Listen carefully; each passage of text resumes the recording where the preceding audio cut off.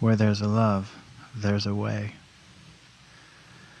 The priest says that love is a way to the self. Paula is looking for an understanding with Eric. Paula is therefore looking for a more earthly way to the self. Paula is looking for a basis on which she can meet Eric, so that they can then carry on their dirty business together. Every system, no matter how rigid, has a loophole somewhere one can slip through. Love often consists of discovering such loopholes. Paula's love right away thought of the co-op shop. Her future mama-in-law has forgotten the co-op shop, in which Eric always has to do the big weekend shopping. He is given a little book, in which everything is written down.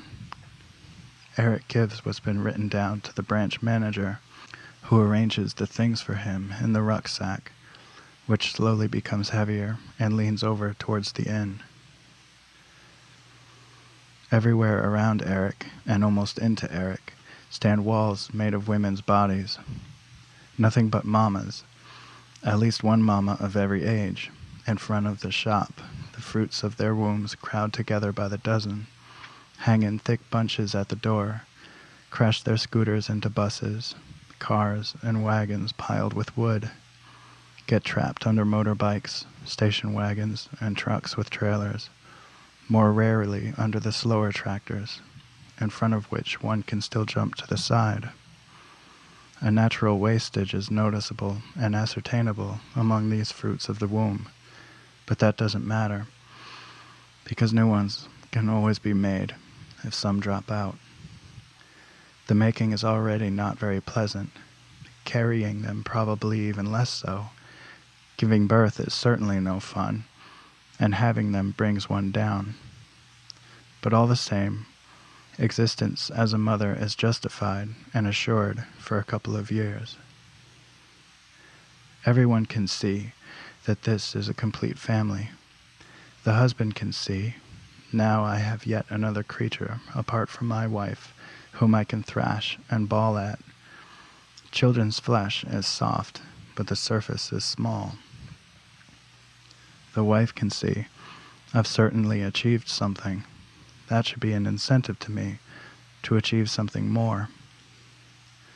The little child itself, the central figure, the living justification for all uselessly wasted time, for a time which is bursting at the seams with useless activities which are never carried out for oneself, always only for others, with a dubious thought at the back of the mind that in the end they will be reflected back again as glorious light, at least in the Sunday sermon, which never happens, because it is true the activities fall back on one, but not as a halo, rather as a hundredweight, which in the end crushes one to pulp.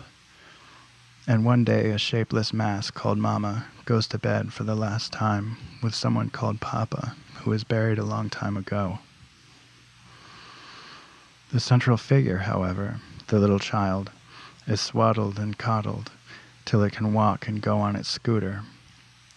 Then its ears are boxed, it's loaded with shopping bags, mown down by scythes, squashed under cars, or it falls into the torrent, into the hands of the drunk father, gets in the way of the chopping of firewood, or into some molester's hands. If one survives all that, one can still, drunk at 15, crash into the concrete bridge pier on the moped. Often one can observe a child engaged in a weakly quivering attempt at play, from which it is immediately dragged away, plied with clouts around the ear, and supplied with kicks, then with a rucksack, and off to buy animal feed, bran and salt. Our Paula foresees nothing of this, as outside the co-op door she distributes sweeties under the suspicious looks of the mothers and hoping for Eric's admiring eyes. All the bigger children are not allowed to eat their sweeties, but must take them home for their little infant or toddler brothers and sisters. If they do, nevertheless, stick one in their mouths, they get hit so hard their teeth wobble. Again and again the boiling saucepan is abandoned here, and the woman hurls herself like a fury at the weak-willed baby to tug the shitty garment from its body, and with wild energy to clap a snow-white, freshly washed covering around the silly little thing. Then numerous kisses from numerous mouths are pressed against the stuffed little romper suits. Removal of the crap to the washing machine. How the nasty, smelly brown stuff is replaced by something that is even whiter than white is a constantly repeated, ever-fresh miracle of nature. The crap is forgotten. The sun shines again. Many mouths, which happen to be on an admiring visit, then say, "You little piggly wiggly," to the little child, and "You hard-working mummy," to the happy mother. Paula often has an urge to see Eric. Mummy often has an urge to clean things. There he is already, Eric the Urge. The smart young man looks especially attractive against this background of women's bodies, dottery pensioners, and two heavily laden miners. Eric parts the apathetic scene like a curtain and is there. Unwed women in squeaky white coats tense behind the shop counter. Among them an unmarried mother. The lad will end up in the forest soon, too. Perms, new department store jumpers under the coat, flat-laced shoes with fat white calves above them, gold teeth and gold chains with a little cross. Many difficult questions about his mama, his grandmama, and his dada rain down on Eric. Eric's replies come much more slowly than the questions. Eric stands before the questions like a bull before a gate. Well, thank you. His eyes, which otherwise are always allowed to enjoy the fresh country air, are not used to the neon light. The neon light is unnatural and unhealthy. Eric is as good-looking as he is tall. The sales assistants immediately get a longing for a little love. Eric has not only little, but no love at all to give away.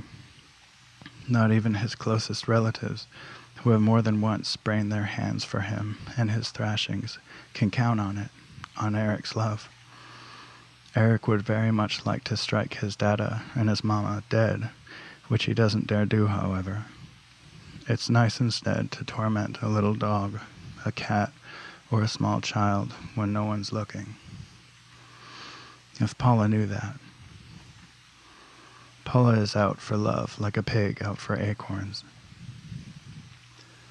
Paula snuffles in every crack for Eric to make him a present of her body. The whole inn sits back and watches this activity in silence, but will soon actively intervene in the battle of the sexes. When one is drunk, it is true that one gives out thrashings more readily than when one is not drunk, but one gets less out of it, because one carries it out as if in a fog, and does not even remember it properly. Eric still has to find a happy medium, but he's got years left for that, until senility or the tree falls down on top of him. Many years of practice. Paula still believes that life and love lie before her. She still does not know that at most her own love alone lies before her. One has to do everything oneself, but then at least something will come of it.